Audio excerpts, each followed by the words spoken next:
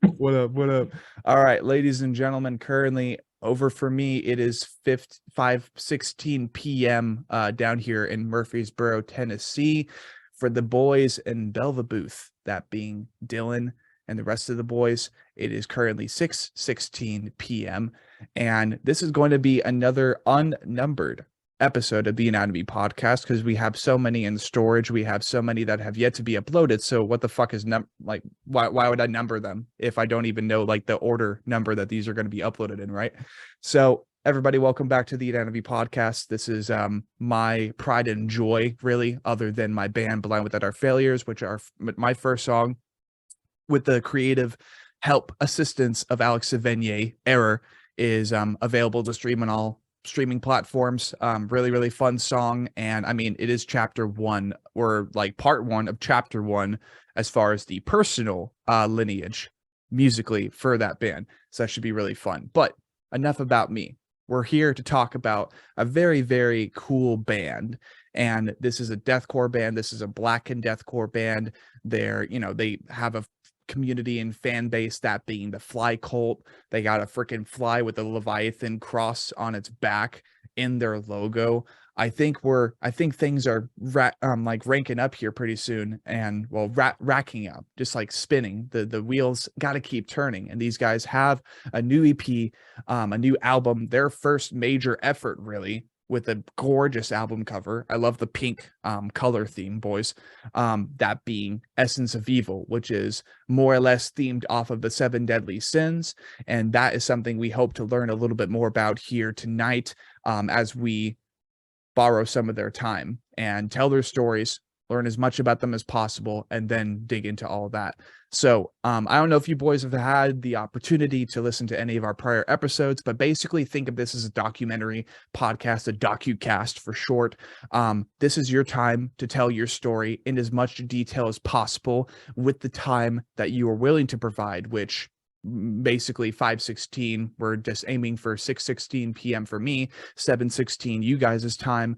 We're here to tell your story, tell about how you got into being a musician, tell about how you got into this band, this incredible band that's making moves for itself, also attending Total Deathcore Fest, the very first one, later this month. And basically, as I'm preparing to move, so that's actually the only reason I myself am not attending, is well because everything's going to be packed up and I won't have room to go into South Carolina, figure out some type of motel, and then go all the way back to Arizona. It's just not in the cards, but hopefully one day. Yeah. Like it's a mess. And I really wanted to go. So I wish you guys the best of luck in attending that festival. And to all of our buddies under the Total Deathcore label, per se, the just association, so many great bands that are going to be attending that festival and just bringing the absolute rage conquest, just unleashing hell in the most productive and positive, healthy way possible. Because that's what we do here in metal. That's what we do here in deathcore, death metal, hardcore, all these subgenres. We bring hell to the table, but in the most productive and positive way. So, hell yeah. Oh shit. I didn't even realize my alarm clock was going off. I'm like, why is there music in the background? Okay. Nothing more, baby. Shout out to them. So that being said, let's go ahead and get started with the docucast part, right? Let's go ahead and get to know you guys a little bit more. Whoever wants to start first, tell us your role, tell us your name, where you grew up, and we will go ahead and go from there. Beth, you want to go? No, I was going to say you should go, Kody. All right. Well, what's up? I'm Kody. I drum for Belvebuth. I grew up here in Clearfield, Pennsylvania. Lived all over growing up. Pittsburgh, DuBois, Sykesville, Roundsville, Ohio. Pretty much everywhere. But I've been drumming since I was 2 years old. Self-taught, just jamming out the Good Charlotte, Blink-182, that kind of stuff growing up. Playing along to my my portable CD player, the one that didn't skip. I love that thing. And that's what I just did for about 10, 15 years of my life, just drumming by myself until I found a group of guys. We joined a band called Silence Our Perdition. ran for about a year, and that broke up. And I actually met Dylan, our guitar player, at one of our shows. And I remember thinking, well, who can I jam with? Because we're in such a small town. It's just like a little one-stop, one-light town, you know, handful of musicians that play heavy music. And I was like, oh, this kid introduced himself, said he jams guitar. I was like, I'll hit him up. So I did, and we started a band called Orion's Calling, and went through like 6 vocalists. And at the end, our buddy was moving to Germany, our other guitar player, and we just wanted to get something recorded. And Dylan found other Dylan, we call him Beth, our vocalist now. And it was like, he was just too heavy, man. Like, so the record was just some gnarly deathcore vocals with like some clean vocals and just like metalcore tunes. So we never even released it. And then that fell through. So I started Belvebuth, and I hit Dylan up, and I was like, hey, you want to play guitar? And he's like, yeah. And we hit Dylan Beth up. And he actually was running a Journey store at the time. So he's like, nah, I can't do it. So we had to get another vocalist. And then we ran for like a year, fell through.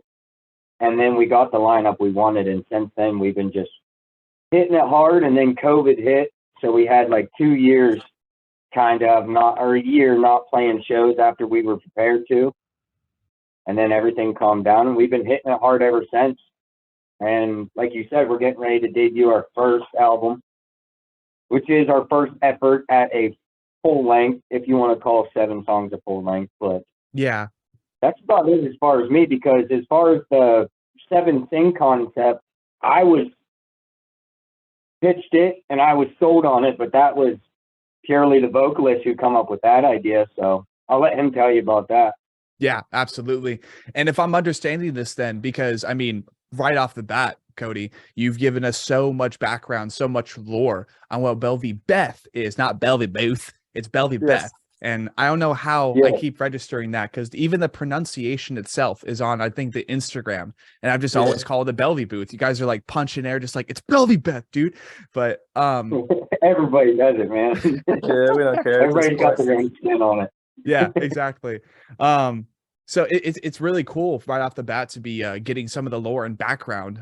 So I assume that when it comes to everything Belvebuth relevant, it would be you and Dylan Long, who really like technically started and founded the project, correct? Yeah. Yep. Badass. That's really cool. So we wanted Dylan from the start, though. So he was the first vocalist we picked, and he just couldn't do it at the time. But we got him now, so there you go. In heart, he was an original. I mean, shit, dude. Yeah. In essence, in intention, in hyperfixation, he was a founding member as well. Yeah. No, I like that. That's respect. It's like, well, and that's kind of the mindset too.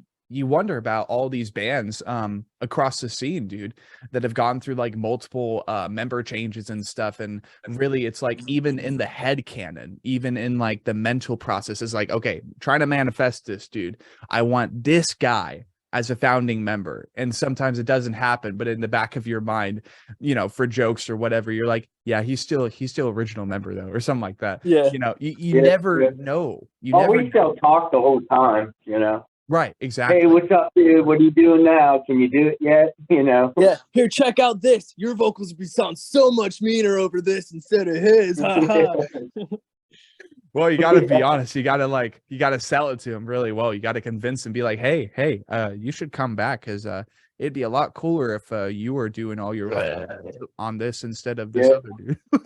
Yeah. We got the music to match it now, man. Exactly. It's true. Dude. It's you got true. the magic in you. Sorry. No, it's a whole process, man. But it's really cool to actually have, not only because everybody's like, oh my gosh, the vocalist of Belvebuth, but it's also like we also have the founding members on the session tonight, which is super fucking cool. So continuing a little bit, you know, you guys got the whole you got the whole lineup, you got everything you were looking for. So I guess gotta ask those type of clickbait questions whilst I have you on call, Kody. I guess what were some like really fundamental bands that got you into drumming? Do you have like a long time or even lifetime drummer that's always like kept you on your toes and you're like, okay, I gotta continue getting as good as this dude? Or are you kind of like, you know, just paving your own path and be like, you know what, I know my shit, I'm just gonna do my own thing, and I know I'll get better over time, I just got to keep practicing, you know? Well, growing up, for sure, it was, I didn't have anyone in particular. Like my mom, actually, it was just me and mom growing up. So she, big metalhead, but not in like the sense that we are.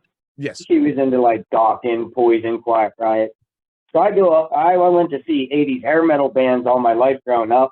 And I don't know, even since I was a young kid, that didn't even start till I was like 10. But as a young kid, I just was so hyper and stuff. And mom got me a drum set and I just would beat on it all day. And eventually I started making noise that was good to the ear. You know, it wasn't just random noise. And no, when I started finding my own music, it was definitely Travis Barker of Blink-182.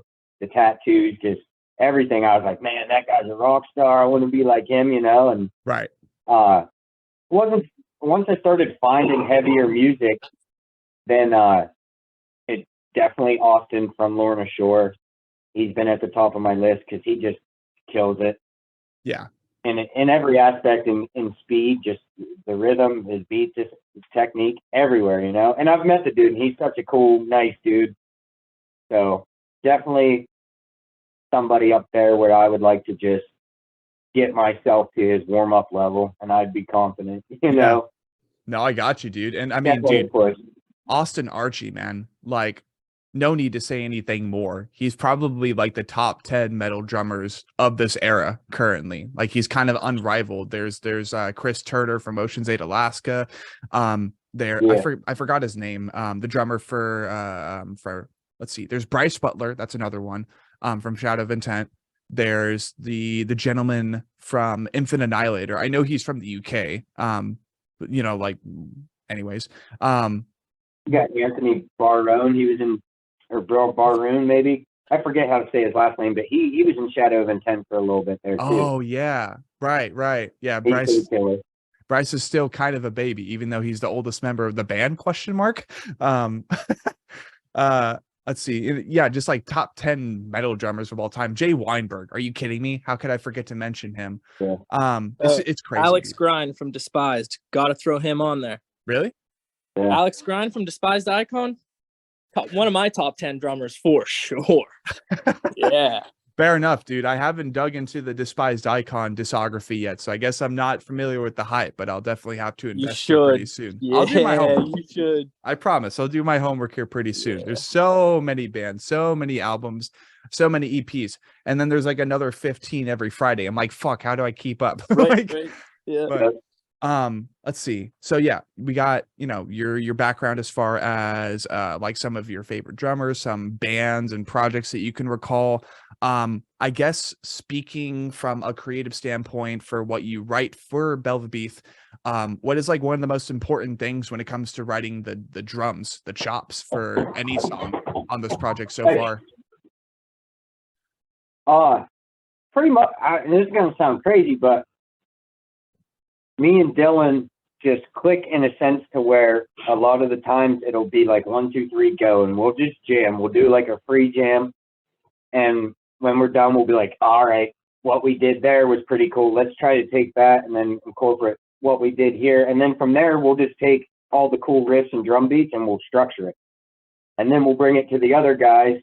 And then from there, it'll be like a group decision where we'll get with Jordan from the Breathing Process, and we'll usually sit down sometimes and he'll help us. Shout out to him, by the way, in the Breathing Process.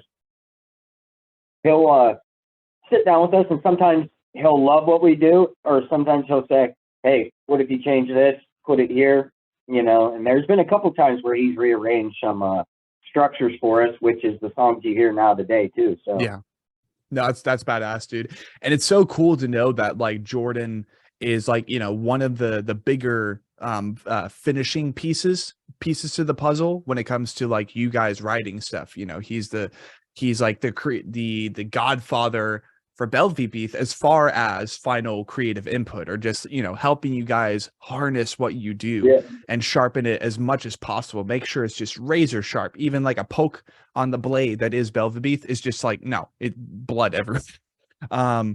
Like sometimes it's we crazy. fight them. Sometimes we're not changing, you know, Right. but for the most part, he's usually some great ideas for us, you know, and that's what you got to do. You got to it's good to have that listener's input into your stuff, you know, because he can actually tell you, hey, I think people would like this more. Yes. No, seriously. And simply said, it's so cool to know that like Jordan Milner, someone that we've had here on the Anatomy podcast to tell his story, tell his background, talk about, you know, his part of the foundations of what the breathing process is now. And then we're hoping to get Alex, Dan, and I think that's it actually for the breathing process on the Anatomy podcast here pretty soon. That and Chris, because we didn't really give him the full attention, the full time to tell his story that he needed. We just ended up doing the lyrical dissection for Labyrinthian, but all such great people, man. All such great people. Yeah. And like, dude, as this moment, you know, Sarah is like getting closer, like Jordan and Sarah, dude. They're getting closer and closer to having their first one. I'm like, holy shit, dude, congrats to them. And like, I was wondering why it was like difficult for me to get any responses, because I remember for the longest time, I was like, hey, Sarah, do you want to jump on the podcast? And just like, for the longest time, I'm like, does she not like me or something? And then I'm like, oh, she's pregnant. That's probably why. It's just so funny to look back. It only gets tougher from there too. Yeah, seriously. I can only, I wish them the best of luck in balancing both that, like that level of personal life with making music and stuff. But hopefully, I'm sure Jamie and everybody at the Unique Leader Records team will be going hand in hand with them. And they have been from the beginning. So nothing has changed, but things will become more complicated. I wish them the best of luck in that. But we kind of reground to Belvebuth. So we've learned a little bit about Mr. Kody Mayhew's background, his story, what got him into drums, and apparently, announced to me before the session, him being one of the major puzzle pieces, along with the two Dylans here in chat, as far as the foundation of this band, founding it, creating it, pushing it forward, making sure they needed to do what they needed to do to get everything started, to get to this point. Thank you, Kody, for your time, and thank you for providing us your story. So Mr. Dylan Long, your turn now, my friend. Looking to know your story, tell your story. You're like actually the most metal band photo shoot friendly face in chat here today. You're just like looking down like, what's up, motherfucker? What's up? But I'm like, I know it's out of love. So you go ahead and bring it to the table, sir. Tell us everything you feel you should tell about yourself as a guitarist, as a songwriter. Take it away. Well, ever since I was growing up, I've been obsessed with metal. Ever since I was probably like 7 years old. I've watched like Metalocalypse on Adult Swim. And like, I just wanted to be like them. Anytime I watched them, like I was like, I just want to be like Swiftcar, you know. And growing up, like, big influence for me was like Black Label Society. That was the big first metal band for me. I was obsessed with like Zakk Wylde, Dimebag Darrell. He was a big one for me for years. And I was just obsessed with metal and just trying to make it as heavy and evil as I possibly could with So I basically was trying to find a band like my whole life and couldn't find any musicians. So I'd go to shows all the time and like, you know, talk to people, see if anyone would want to be in a band. And I saw Kody the one time, and you know, we were like, I seen him at a show, we were talking. I kept asking him if he wanted to be in a band, and then after he left his old band, we finally got together and started writing music. And we've had a lot of different members throughout Belvebuth, but meeting Beth, I went up to Journey's one day, and he didn't say anything about being a vocalist. He just, I think he had a metal t-shirt on. And for some reason, from what I remember, I just asked him, I was like, are you a vocalist? And he said, yeah. And from there on, we just, the band started there. It was meant to be, you know? Like the universe just wanted us to. It was crazy. Connect and combine. said nothing about music, not a word was said. He's just like, "Are you a vocalist?" And I'm like, "Yes, I am." And so the flight cult was born. Yep. No, that's pretty funny. And sometimes, dude, it's just those moments, like it's those opportunities that you take because your instincts are telling you, hey, you should just ask him something. And you're like, okay, are you a vocalist? Like, it's just simple shit like that, dude, that can connect people so immediately and cause these like great opportunities.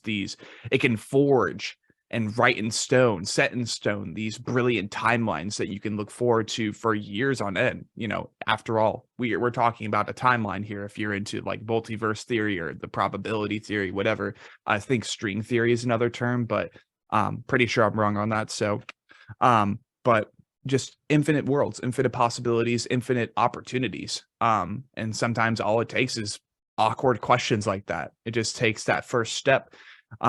That's how you get started with anything. So I mean, that's really cool. And I think let's see. So I mean, yeah, more or less you connected the dots with what Kody ended up providing us, talking about how you guys ended up meeting, and then, you know, running into Beth because he happened to have a band shirt on in a Journeys, and you're like, "Are you a vocalist?" "Yeah, sure." And then getting everything started. After that, I mean, so you and Kody, you bounce back and forth, and you guys are like a primary mechanic, I would assume, for writing everything so far for Belvebuth, instrumentally speaking. So, what is your side of the coin as far as like writing songs for this band, writing everything you have so far? What are some of your, like, are there any specific mechanics that you incorporate? Like any maybe visual mindsets you get into? Because you mentioned you just want to make the most evil and heavy music as possible. So tell us a little bit more about that. I think the best way to write is when you're going through something. Like if you're having a tough time going through something, you put all your energy into that song, it's going to be a great song. There's going to be a lot of emotion and anger behind it, and that's the best way to just use it as like an outlet, you know, for all your anger and frustration, pack it in the song. Right, exactly. And dude, if not just talking about generally speaking, just speaking on behalf of already existing situations or fictional scenarios of just absolutely ruthless brutality and just murderous acts of violence, it's a brilliant thing. It's a beautiful thing when you can kind of compress and express, vent out, allow release for all of these negative emotions and stuff. And I mean, after all, the EP, Essence of Evil, like really the surface that I know of so far is that it's loosely based off of like the 7 Deadly Sins. But like kind of as a precursor question, do you guys have like personal stories that connected to all those songs, or? When I was writing the guitar for Greed, I put a lot of like, I wanted that song to sound like what you would think like Greed would sound like. That was the one song that I got to have kind of a creative control over. So in that time, like I just really try to like visualize like Greed and try to make that song as alive as possibly could be. Right.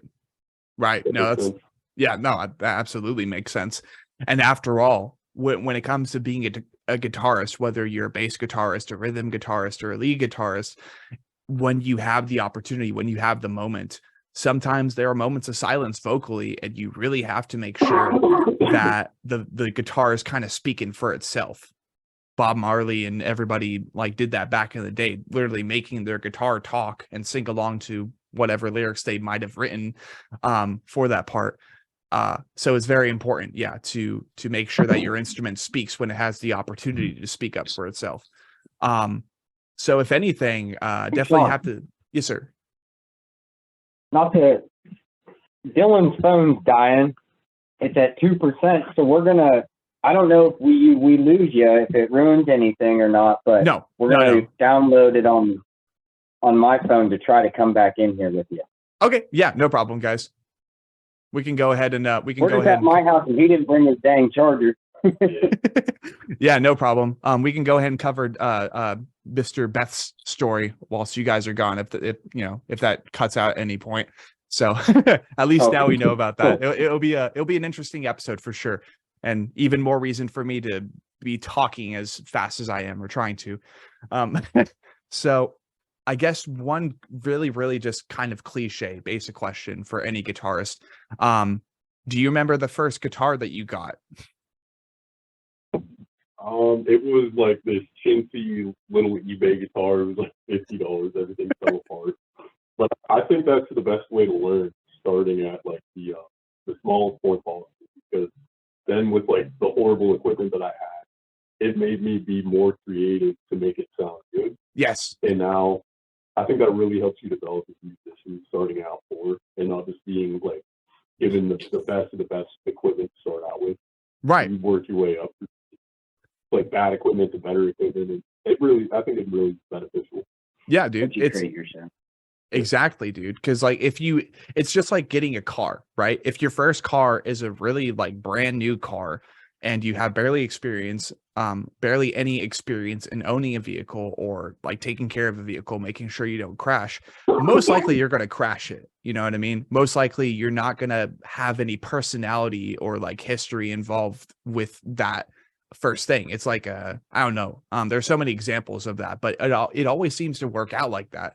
It's just better to kind of get like lesser investments for a medium or just a means to an end. That way you can progress, you can appreciate what you had at the beginning, you can even laugh at it later in time, but nonetheless, you know, it's always a learning experience. So let's see, are you pretty satisfied with the guitar you have now, or are you still looking to upgrade?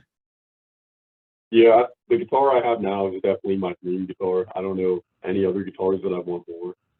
The reason I like it so much is because the guitarist is fully uses the same kind of black to gray fade, and I don't think there's a design that I like more than that design. I think it's just like the darkest, most evil looking guitar I could possibly have. Badass, Like dude. that one. No. What was that? I used to have an LTE Clockwork zombie, and it was like the Explorer design, and it had like this like mangled up, like messed up looking zombie face on it with a bunch of clockwork. Like it was nuts. Sounded so sick. It was missing like 2 knobs too. I love that thing. I tell them all the time. I was like, I miss that thing, dude. No, it's badass, dude. It's always good to appreciate, you know, like the little missing details and stuff in your previous equipment, and just, you know, again, that journey, that roadmap of like bouncing across different guitars, but then finally getting to what you've always wanted because you waited patiently, you did your homework, you did what you needed to, and now you are where you are. You have the equipment you want. I guess speaking for you personally, as a guitarist, as a music enthusiast, as just seemingly a guitarist, a songwriter for like one of the blackest, like just, I don't even know. It's very familiar with the Blackened Deathcore brand. Belvebuth is for sure. What are some albums that you can always go back to? Some artists or albums, even EPs, that you can always go back to for the riffs, or even just for the sake of enjoying the music? I definitely say Meshuggah. What's the name of it? Any Meshuggah album. They're one of my biggest influences. I listen to Metallica all the time. Meshuggah, not Metallica. But it's literally like every single day. But Hell yeah, dude. other than that, like some of I Declare War's old albums, Humanity's Last Breath, Distant, they're all really huge influences. I think they're some of the heavy bands out there today. Yeah, that's about it. Oh, did your audio quit? Is my audio shut off? No, you're good. Is it gone? That's me. I Is can my hear you. audio Okay. on? Hello. That was me. Now I You're can good. hear you, Sean. Yeah, you're good. So, no, that's actually really cool. And among other bands, of course, shout out to Distant, because they're like, I'm becoming closer and closer friends with them as the years pass.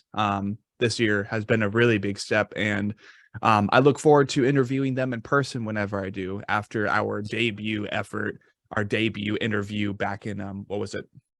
I think 2021, when they had 3 guitarists. So it was Elmer, the bassist, and then Isa Schmitz. He was the trietary guitarist. I'm like, why the fuck do you guys have 3 guitarists? They're like, we thought it would work. And then like later in time, they decided not to have 3 guitarists. I'm like, okay. Like, shout out to them though. We tried that. You guys tried that? there was a point where he left, and the old singer, him and the old singer just were butting heads. And there was a point he left, and we just ran through guitarists that either didn't have a car, didn't have the equipment, or just couldn't meet the level that we were given with Dylan. So the bar was already set, like, this is what you have to do or better. And it was just so tough. But at one point we had 3 of them, and it was just a nightmare. Everybody playing something different, nobody on the same track. Yeah. That was almost the breaking point. That almost shut Belvebuth down. But thank God we didn't, because we finally figured it. Good. Oh, y'all are sideways now. Oh, there they go. It happened. It finally. There goes that. No, I'm kidding. It's pretty on brand. Yeah. It's pretty on brand. In that case, I mean, we covered Dylan Long's story. Yeah, Dylan, you can, Mr. Beth, as they call you, I guess. Go ahead and take the stage, man. Go ahead and tell us your name, tell us where you grew up, and we can go ahead and continue from there. All right, I am Dylan Macaluso. I am the vocalist for Belvebuth, and I'm originally from like State College area, like central Pennsylvania, like Penn State, I guess. Moved to Pittsburgh probably like 7 years ago. The boys are messaging me, and they said if they don't get back on, John, they really appreciate it. So of course. Yeah. So was in State College growing up. It's a pretty cool place over there, like college town. It's cool, diverse, you know. Real big in music my whole life, pretty much. Grew up on like classic rock, Beatles, Zeppelin, you know, Neil Young. And then probably like 6th, 7th grade, I started liking like Children of Bodom. Was like one of my first ones, dude. They're still awesome though. Fucking still love those guys. Shout out. And then, you know, started getting real into Black Dahlia Murder. Like one of my right away got me hooked. I was like, I want to sound like that guy. I wanted to sound like Trevor the most. He was one of my biggest inspirations. The Cleansing came out right like not soon after that, and that was fucking huge. Whitechapel was huge. Despised Icon was always huge. A lot of vocal influences there. But yeah, started vocals when I was like 15. I started, my first band was called Wraith, and then we turned into a band called The Illuminatus, which was like a blues jazz fusion grindcore band. That was really cool. We had no bass player. It was just guitarist, drums, and a keyboard. And it fucking slapped, actually. I miss that stuff. Very tech. It was real cool. So I really enjoyed it. Linked up with the boys for some Orion's Calling, like Dylan said. Mm-hmm. I was working. He just came up to me. He's like, "Are you a vocalist?" And I was like, "Yeah, actually I am. What's up?" Started jamming out. It was like metalcore-y. And I was like, "Yeah, I can make this work, but like I'm doing some like deathcore shit, you know." Yeah. And so it was like metalcore with just some gutturals on it, and it was like real silly. What they had, one of the songs named Dylan Long named this. He named it "Don't Vape at a Funeral," and so I wrote the song to his name about this dude that just gets off to like huffing bloated corpses. And it was like a real cool concept that I never got to, you know, put out there or anything. But yeah, so we did that whole album, and none of us really liked it, and it never went out. So we're like, yeah. And then I got a job offer to move from State College to Pittsburgh, and I did that.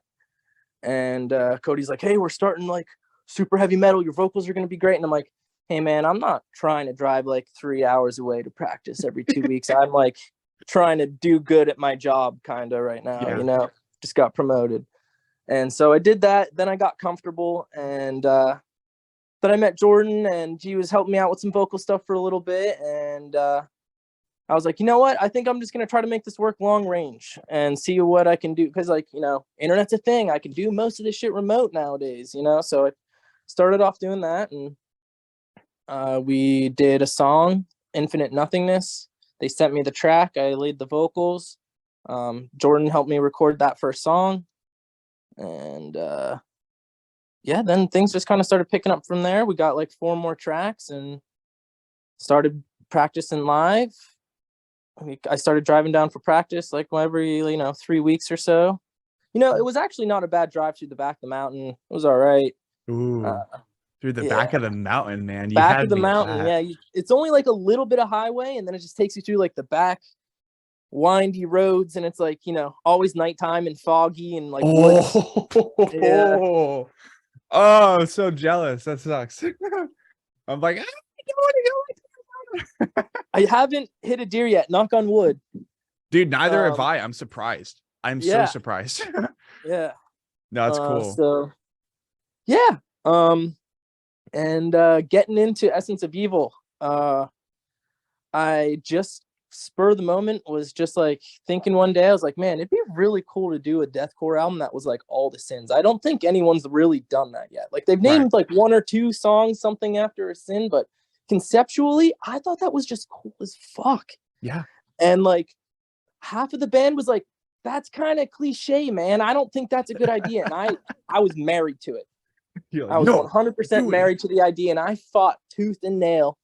Guys, we're keeping it. I'm writing this. This is my constructive, creative idea. And finally got everyone on board with it. So that was cool. Got that going. Yeah. Conceptually, how the album was written, I'm really proud of it. Definitely one of my best pieces of work I've ever written as a whole. So it's kind of written as a third-party objective to where you're watching somebody who's getting possessed by a spirit or some kind of other entity into making them do that specific sin. Okay. And it's really like you're feeling emotions of both parties. You're really just watching and trying to figure out the scene. It was really cool for me. I was kind of really inspired because my wife actually took me for our honeymoon ghost hunting. And I've been like really in this weird, like kind of, there's different realities on different levels influencing things at all points in times, weird mind state while writing this entire album. So that's kind of where part of my influence came from. And I just thought that was fucking evil as shit, Yeah. I don't know. So that's where a lot of it came from. There's like 1 or 2 that are a little bit different, but that's like pretty much most of the concept of it. Depicted in a real obscure and violent demonic kind of way. Yeah. One in particular, Greed, I actually also poured a little extra soul into. I'm glad I mentioned Don't Vape at a Funeral, because I kind of took a slight twist off of that. And instead of it being someone who's greeting for your traditional money or funds, it's someone who is just enamored by collecting urns and people's ashes. Whoa. Yeah. All right. And lyrically, I went really hard on it. Vocally, I did like a little bit of a different style from the rest of what we normally do. A lot of like Black Dahlia Murder style highs, a lot of like storytelling-y, swingy high parts. We all really put a lot into that song, so I'm really excited for everyone to listen to Greed. I think that one might be my personal favorite on the album. Lust is the final track. Probably might be the heaviest, but then has a surprise ending. So be ready for that. I'll try to be. Yeah. Really excited for it. Feel like a very large sense of self-accomplishment to finally have it completely mastered and sitting in my iTunes with the album art on. You know what I mean? Like, yeah, it's like a personal dream I've always had to be like, okay, I have my own personal album out that I wrote the whole thing, conceptualized it from start to finish. Yeah, dude, badass. So like with most of the EP, with most of this album, because like essentially on the Spotify thing, and I think for iTunes, all streaming platforms, it's like when it's 8 songs, that's when Is it's when an it's album. considered a full. Yeah. So Okay. I think that it's like basically Essence of Evil is the biggest EP you guys will ever make. But at the same time, Fair like you go on Spotify, it'll be like, okay, this album was released in 23. I'm like, make up your mind, Spotify. Right. So we intended for it to be a full length. All full regards to it. Yes. But on our research, it was anywhere between 32 and 35 minutes would be considered an album based off of song number. Yeah. So we did hit that margin. We're at like 33 minutes technically. Oh shit. So we're like, Eh. you know, You're like doing a little freaking like skateboard grind on the rail. You're just yeah. like, it's really an album. So no, I think that works. yeah. Though. We could have done like a little, like some more like sound effects or like instrumentals just to make it a little longer, or throw an extra intro track on there. But honestly, it kind of got down to it. We just didn't have time when we had the release date. Yeah. We were also going to do an actual track called Essence of Evil as the 8th track. Right. Came down to time crunch kind of thing. Doesn't mean that's not something we're not going to do in the future, though. You know what I mean? Exactly. Like kind of conclude the Essence of Evil cycle or something. Just like, haha, surprise. Maybe there's a deluxe. Yep. Or something like that. That'd be fun. So like obviously you mentioned earlier that more or less the lyrical context to most of this record is someone being possessed and then being compelled, being forced to commit and embody, execute, plan, whatever, any of these 7 deadly sins. So if anything, what was the idea behind the album cover? Because I will say right now, people, I had the privilege of seeing like kind of one of the earlier sketches of this album cover. And I'm like, I thought it was going to be like a fucking dragon or something. Right. And then I saw the full product. I'm like, oh, this is even better. So like, is there any concept behind the album cover? So yeah, we got with Andic Godfinger, who has done a lot of big arts in the past. And we were really looking for that old, like 2009 painted deathcore style, you know, like Black Dahlia Murder, Wolfman shirt style art. So we sent those as references. We're like, we want this style. Here's what our album concept is. It's 7 sins. It's named Essence of Evil. Our life is in your hands, dude. and that's pretty much where we went. And he sent the rough sketch with like the demoness, like, you know, nursing the demonette, whatever. And we're just like, fuck, that's evil as shit. Run that. That was pretty much, we sent the concept and that's what he came to us with. So that's just kind of how it ended out. Sick, dude. No, and I mean, early on, this is just speaking from a weeb and shit, but I'm like, yo, you guys already got your first waifu if you ever wanted to make merch for that shit. True. Props. Is that you wearing a Spy Family shirt right now, though? Yes, sir. Quality. Spy Family's my shit. Yeah. Quality content. Quality. And it's wholesome. Yes. There's no hidden things going on. It's just like, it's goofy. It's fun. It's wholesome. And the intros fucking smack. So yes. Yes, they do. They really do. The outro smack too. What am I talking about? Yes. Yeah. The whole show smacks. The whole show smacks. And I'm ready for like 15 more seasons. Let's go. Let's bring it.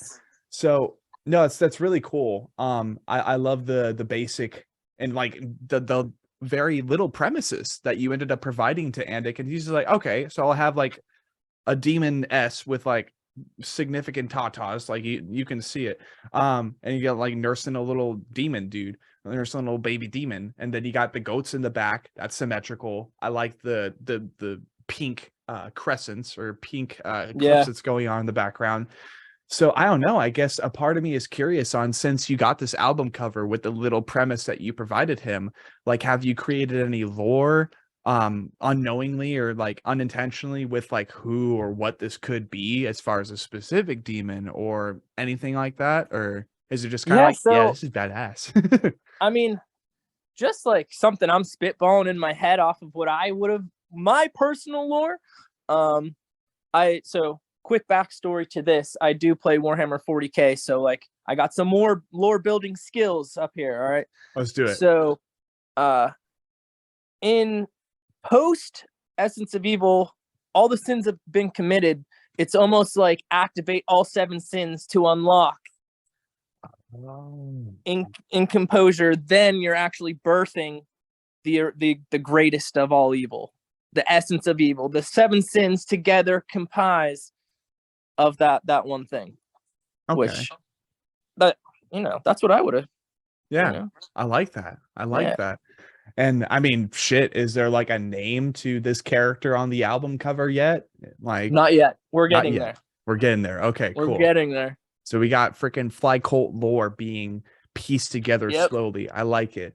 Yep. And goddamn, dude, if it was up to me and if the option was there, I would have absolutely gotten this as a wall flag. I probably will still be grabbing. I don't know. I think the merch store is now closed, right? It is. For pre-orders. It is for pre-orders right now, but we will be doing a second order in the midsummer. Okay, cool. So Midsummer. we will. Good movie. We actually do have a new design plan for a wall flag. That is not the album art, but it's kind of a better wall flag art. Okay. It's a little bit more full, very satanic. You'll see it soon. You'll see it soon. Let's do it. But given we might still do the album art as well. That one was also we're between both of them. Right. So there is that. We actually are sitting on a lot of extra art as well. Oh shit. More merch to come. I think we have like 4 other arts that we haven't used at all. Ooh. Yeah. So cool. Our original plan was to have a different shirt graphic for each sin and then put the the name of it underneath. Yes. And then the EP one, but dude, that's a lot of money. That's we're a lot of money. Small band out of Pennsylvania, the way I like to tell my friends, they're like, "Hey, what are you doing this weekend?" And I'm like, "Oh, I'm gonna go work at my other job that I pay to be at, but I really like it." No, that's fair, dude. That's fair. When it comes to actually starting a band and having, like, even when you do have multiple musicians, multiple devoted members on the lineup, the next step then is figuring out how much everybody's willing to invest into the band. You know what I mean? And with merch, that's a whole other animal. It really does. It does come down to the distributor, but then you also have to think about how many shirts in this size and this size and this size and this size you're getting. And that's after getting the merch designs, the graphics for the whatever themselves done. And like, as I'm getting closer and closer to acquiring more musicians, it's like, fuck, I really am going to have to be rich or something. Yeah. Or at it's least very tough, man. Yeah. It's a very slow process, it seems, but very tough. No, it's very cool to know, that there is some lore. And as far as I'm concerned, this is something I was wanting to mention. Fly Cult. Bzz, bzz, bzz, bzz, bzz. Yo, guys, if we swarm, if we build up, if we buzz per se, like, hey, what's the buzz? Fly Cult. Let's go, baby. I think if we can get enough people and get enough of that going on, get enough reception, I'm sure that, t-shirts for all of the sins could be applicable. But we have to build, we have to like accumulate, we have to really fester and just kind of multiply and just ground ourselves, all this fun stuff. We got to grow. We really got to grow. We got to swarm. So shout out to anybody, the best. Shout out to anybody who has listened to this band so far. And I mean, currently, let's go ahead and check YouTube real quick, I guess. Belvebuth. It's going to take a long time for me to constantly remember that. You ready to figure it out the easiest way? Whoa. So there's 2 Dylans in the band. So one of them had to be named what? Beth. Belvy. Okay. Beth. Oh. Right. Belvy Beth. That's the easiest way to remember it. Well, I mean, currently, yeah, shit, dude. Even on the newest song, already like 5.4 thousand views. And that's just the views. Like, as far as the actual likes, 452. So that means we have potentially 452 Fly Cult members. Let's go. True. Let's go. Let's go. So there's always, I would definitely just immediately pitch like Patreon, right? Like, bring it on. Like that would be so fun. And definitely in talks with these boys right now to at least get a Facebook community started. That would be super fun. Yes, you did mention that. That is something we can definitely look into starting. Let's do sure. it, man. Have another group under my watch, just like overseer, but also I run the fly cult. This has been Sean Cross of the Anatomy Podcast. At first featuring Kody, Dylan Long, and Dylan Beth of Belvebuth. And this has been the Anatomy Podcast. We lyrically dissected Essence of Evil. We learned all their stories. Lots of fun stuff. And shit, I have yet to even listen to the entirety of the EP, but I'm excited for this thing to come out. I'm excited for the Fly Cult and everybody else to enjoy their first major outing. And I guess, yeah, that's probably going to be it for tonight. Dylan, was there anything else you were wanting to mention before we decide to wrap it up? Not really. We got Chaos and Carnage coming up in Reading, Pennsylvania. I think that's going to be coming cool. up soon. I don't remember the date because I'm terrible with dates, but it is posted all over every social media. So if you want to see us and, some other really cool bands, that's the only other thing. I know they'd yell at me if I didn't say something. So there we go. Yeah. Well, there's Chaos and Carnage. There's the Total Death Fest. I mean, y'all got the EP coming out. What is that, like this next Friday or some shit? Yes, the 7th actually. So because we planned accordingly. Past me planned very well. So everyone tune in for that. Give us a spin, see what you think. Yes, and appreciate it for having us. Of course, Thanks man. so much. Yeah, and we will see you guys in the next episode. Bye-bye.